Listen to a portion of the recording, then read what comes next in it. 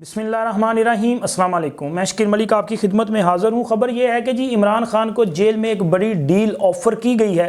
और ये डील जो है वो क्या तय होने जा रही है और इसमें क्या कुछ फ़वाइद जो हैं वो इमरान खान को मिल सकते हैं या डील ऑफ़र करने वालों को फ़ायदा मिलेगा, इसकी हकीकत क्या है ये आपके साथ शेयर करनी है। और इसके साथ साथ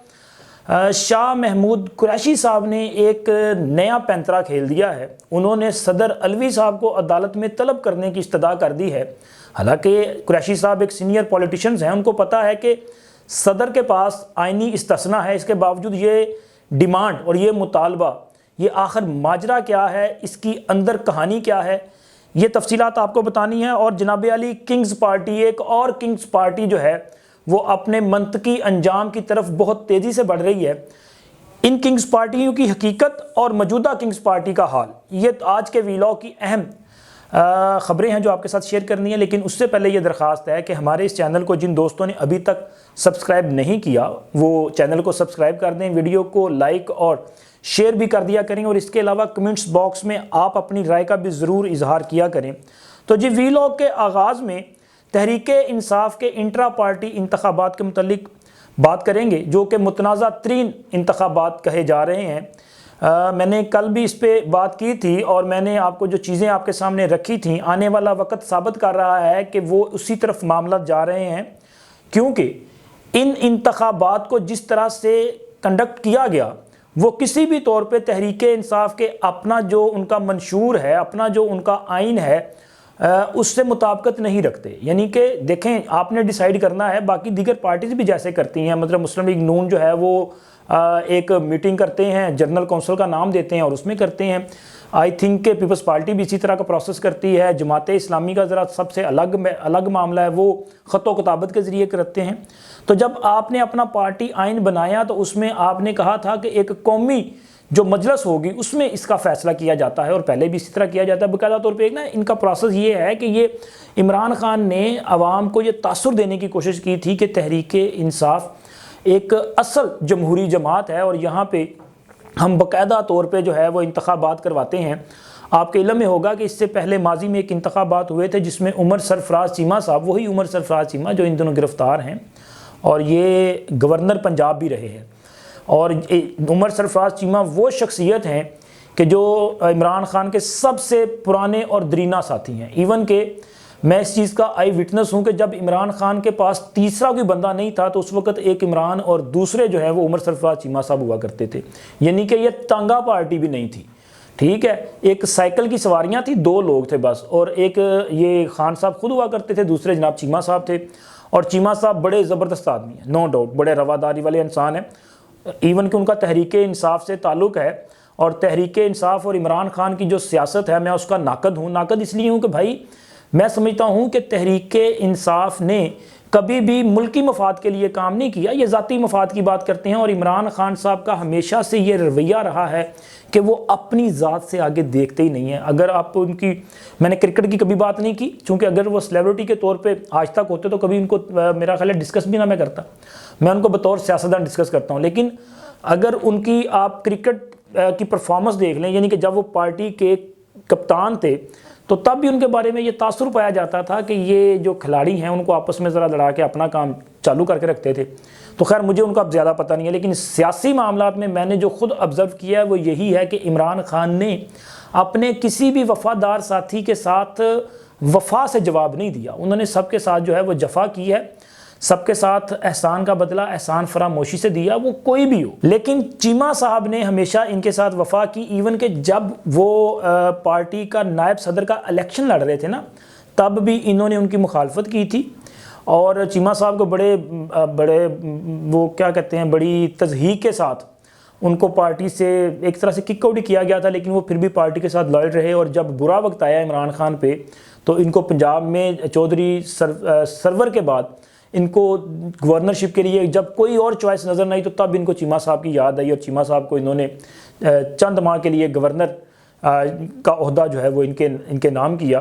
तो वो उसके बाद भी अब भी एक वफा की इलामत है, वो अपनी जगह पे वफा कर रहे हैं और मैं चीमा साहब को इस हवाले से जो है वो उनकी मतलब कदर करता हूँ।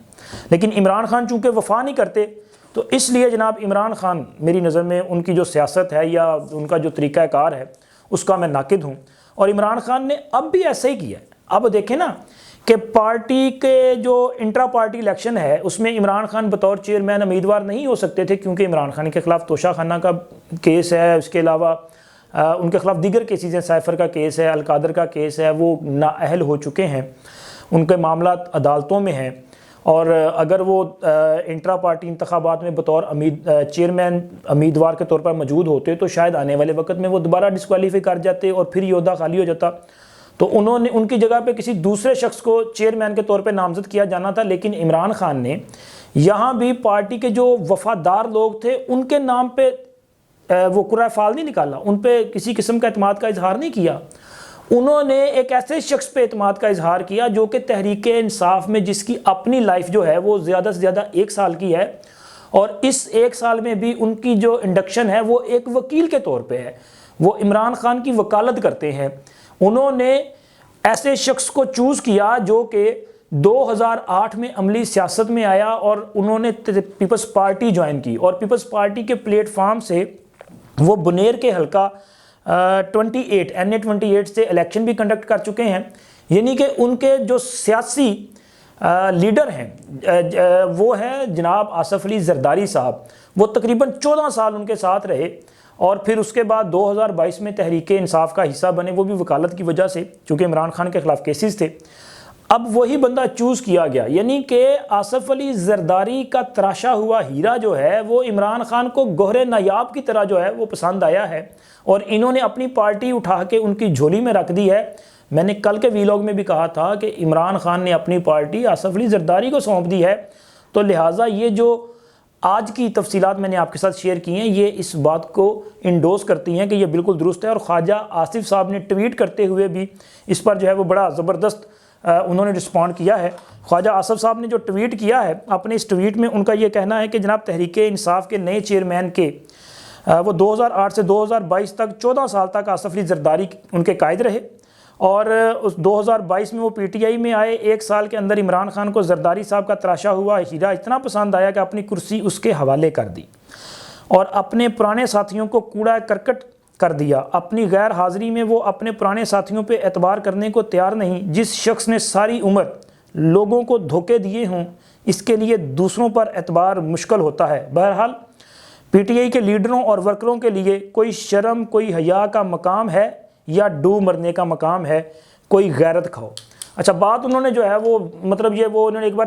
قومی اسمبلی میں تقریر کرتے ہوئے یہ باتیں کی تھی اسی طرح کی، یہ ان کا تکیہ کلام بن چکا ہے، لیکن بات انہوں نے ٹھیک کی ہے کہ یہ تحریک انصاف کے جو درینہ کارکنان ہیں نا ان کے لیے واقعی سوچنے کا مقام ہے۔ تو لہٰذا ان کی اپنی جماعت جو ہے وہ اس وقت چونکہ یہ کبھی ایک کنگز پارٹی تھی اور اب یہ کنگز پارٹی جو ہے وہ مختلف دھڑوں میں تقسیم ہوتی ہوئی دکھائی دیتی ہیں، اور اس بات کا اندیا میں نہیں دے رہا بلکہ خود تحریک انصاف کا حصہ رہنے والے فیصل واڈا صاحب نے اپنے ایک حالیہ انٹرویو میں اس طرف اشارہ کیا ہے۔ انہوں نے کہا جی عمران خان نے خود جو ہے وہ اپنی پارٹی کا بیڑا غرق کر لیا ہے، کیونکہ جب بھی عمران خان کو کوئی اچھا مشورہ دیا جاتا تھا یہ اس پہ نہیں عمل کرتے تھے، اور عمران خان کی وجہ سے یہ پارٹی ٹوٹ چکی ہے۔ اور انہوں نے کہا جی پارٹی اس وقت مختلف دھڑوں میں ایک IPP کے نام پہ موجود ہے، ایک PTI پارلیمنٹیرین کی صورت میں موجود ہے، اور اب جب انہوں نے برسٹر گوہر کو پارٹی کا چیئرمین بنا دیا ہے تو ان کے اپنے جو وکلا ہیں وہ 5 دھڑوں میں تقسیم ہیں، اور اس کے علاوہ بھی ایک دھڑا جو ہے وہ بیگم صاحبہ کا ہے، پھر بہنوں کا دھڑا بھی ہے، پھر ورکرز بھی ہیں، اور پھر کچھ جو پرانے سیاستدان ہیں تو یہ بھی ہیں۔ تو مجموعی طور پہ ان کا یہ کہنا ہے کہ یہ اگلے چند ماہ میں الیکشن سے پہلے یہ پارٹی جو ہے مزید انتشار کا باعث بن جائے گی اور منتشر ہو جائے گی، یہ پارٹی مزید بکھر جائے گی اور اس کے کئی حصے جو ہیں وہ بکھرے ہو جائیں گے، کچھ لوگ اپنے اپنے ٹولیاں قائم کر لیں گے اور کچھ جو ہیں وہ دیگر سیاسی جماعتوں میں جو ہے وہ پناہ لے لیں گے، کیونکہ یہ مکافات عمل کا شکار ہو چکے ہیں۔ اور جناب علی اب ہم بات کریں گے قریشی صاحب اور علوی صاحب کے معاملے پہ، چونکہ قریشی صاحب نے کل سائفر کیس کی سماعت کے دوران عدالت کے سامنے یہ مدعا رکھا کہ جی ان کے خلاف یہ جو سائفر کیس چل رہا ہے اس کا نہ کوئی سر ہے نہ کوئی پاؤں ہے۔ انہوں نے کہا جی مجھے بتایا جائے کہ یہ جو پوری کارروائی ہے یہ آفیشیل سیکرٹ ایکٹ 1923 کے تحت چل رہی ہے یا 2023 کے تحت چل رہی ہے، چونکہ 2023 میں یہ آیا تھا نا، تو انہوں نے کہا جی چونکہ ہمیں یہ خدشہ ہے کہ یہ اگر 2023 کے تحت چل رہی ہے تو صدر صاحب نے تو اس پہ دستخط ہی نہیں کیے، تو پھر یہ کیسے یہ قانون جو ہے وہ امپلیمنٹ اس کو کر دیا گیا۔ لہٰذا ان کو یہ بتایا گیا کہ آپ کے خلاف جو کارروائی ہے وہ 1923 کا جو آفیشیل سیکرٹ ایکٹ ہے اس کے تحت اور اس کی دفعات جو ہیں ان کے مطابق چل رہی ہے، تو لہٰذا نئے ایکٹ کے مطابق تو نہیں ہے، لیکن پھر بھی انہوں نے کہا جی میں یہ چاہتا ہوں کہ آپ صدر صاحب کو طلب کریں، علوی صاحب یہاں پہ آ کے حلفاً بتائیں کہ انہوں نے اس قانون کی منظوری دی یا نہیں دی۔ اچھا، انہوں نے یہ بات جو کی ہے، میں بڑا حیرت بزدہ ہوں کہ یار قریشی صاحب تو بڑے ماشاءاللہ سینئر پارلیمنٹیرین ہیں، وہ مختلف بار وزیر بھی رہے، صوبائی بھی، وفاقی بھی، وزیر خارجہ بھی رہے 2 بار، تو وہ یہ بات کیوں کر رہے ہیں؟ ان کو تو پتہ ہے کہ جو منتخب صدر ہے اس کے پاس جو ہے وہ آئینی استثناء حاصل ہوتا ہے، تو جب ان کو استثناء حاصل ہے تو عدالت ان کو کیسے طلب کر سکتی ہے؟ اگر وہ یہ کہتے ہیں کہ طلب کریں تو مجھے لگ رہا ہے کہ کہیں ایسا تو نہیں کہ وہ یہ رستہ اوپن کر رہے ہیں کہ صدر کو اگر ایک عدالت طلب کرے تو پھر صدر کے خلاف جو دیگر معاملات پینڈنگ ہیں، جن میں خاص طور پہ بہت سارے دیگر معاملات میں ایک بڑا سنگین ہے، وہ ہے آئین کو وائلیٹ کرنا، اور اگر آئین کی وائلیشن کے معاملے پہ صدر کے خلاف کارروائی پہ جائیں تو پھر سپریم کورٹ کی آبزرویشن موجود ہے کہ آئین کو جن لوگوں نے سبوتاج کیا ہے، یہ انتخابات کے الیکشن کا جو سارا معاملہ تھا نا تاریخ دینے کا، اس کیس میں ہے کہ آرٹیکل 6 موجود ہے، تو پھر اس کا مطلب ہے کہ شاید وہ کہیں علوی صاحب کو بھی اپنی طرح جو ہے وہ پھنسانے کی کوشش تو نہیں کر رہے کہ جی علوی صاحب کو ایک عدالت طلب کرے اور پھر یہ معاملہ چل پڑے اور ان کے خلاف بھی آرٹیکل 6 کے تحت کارروائی ہو۔ مجھے لگتا ہے کہ ان کو کوئی رنج وغیرہ ہوگا کہ جی ہم نے اگر حکومت انجوائے کی تو ہم یہاں پہ جو ہے وہ جیل میں مصیبتیں برداشت کر رہے ہیں، اور علوی صاحب آج بھی ریٹائر اپنی مدت مکمل کرنے کے بعد بھی یہاں پہ ایوان صدر میں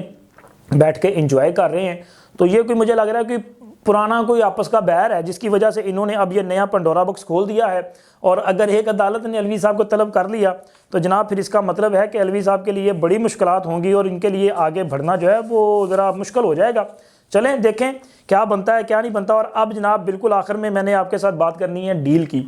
جو عمران خان کو جیل میں ڈیل آفر کی گئی ہے۔ آپ کے علم میں ہے کہ ایسی بہت ساری چیزیں جو ہیں وہ پہلے بھی سامنے آتی رہی ہیں۔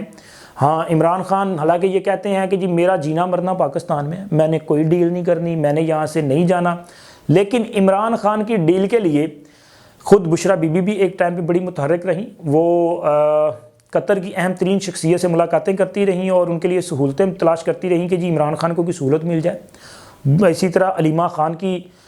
جو ملاقاتیں ہیں وہ بھی آپ کے سامنے ہیں، اور دیگر لوگ جن میں محمد علی درانی بھی یہ کوششیں کرتے رہے، صدر علوی صاحب بھی بارہا کوشش بھی کر چکے اور وہ اس کا اظہار بھی کر چکے کہ انہوں نے کتنی بار اٹیمپٹ کیا، انہوں نے جو اسٹیبلشمنٹ ہے ان سے بھی رابطہ کیا اور عمران خان کے لیے جو ہے وہ سہولت تلاش کرنے کی کوشش کی، دیگر لوگوں سے بھی، یعنی کہ عمران خان خود ڈیل کے خواہش مند ہیں، یہ کوئی ڈھگی چھپی بات نہیں ہے۔ لوگوں کے سامنے آپ اپنے کارکنوں کو جو پہلے ہی بیوقوف ہیں ان کو بیوقوف بنانے کے لیے آپ کہہ سکتے ہیں جی مجھے کوئی ڈیل ویل کی ضرورت نہیں ہے، میں نے تو یہیں رہنا ہے، لیکن یہ سب جانتے ہیں کہ عمران خان کے لیے نہ صرف پاکستان بلکہ بیرون ملک بیٹھی ہوئی اہم شخصیات بھی جو ہے بڑی بے قرار ہیں، جن میں جمائمہ خان اور یہودی لابی جو ہے وہ بڑی متحرک ہے۔ ایسے ہی تو نہیں نا لوگوں کے ساتھ جو انٹرنیشنل لابیز ہیں ان کے ساتھ رابطے کیے گئے، امریکہ میں جو ہے وہ لابنگ فرمز ہائر کی گئی، یہ سارا پروسیس اسی کے لیے ہے کہ بھائی عمران خان کو بچانا ہے، عمران خان کو ڈیل جو ہے وہ لے کے دینی ہے یا دلوانی ہے، ان کو بچا کے یہاں سے لے کے جانا ہے۔ تو اور اب اس حوالے سے ایک بیان سامنے آتا ہے فیصل واڈا صاحب کا، اس میں انہوں نے کہا کہ جی عمران خان کی جو جیل میں ڈیل کے حوالے سے باتیں چل رہی ہیں،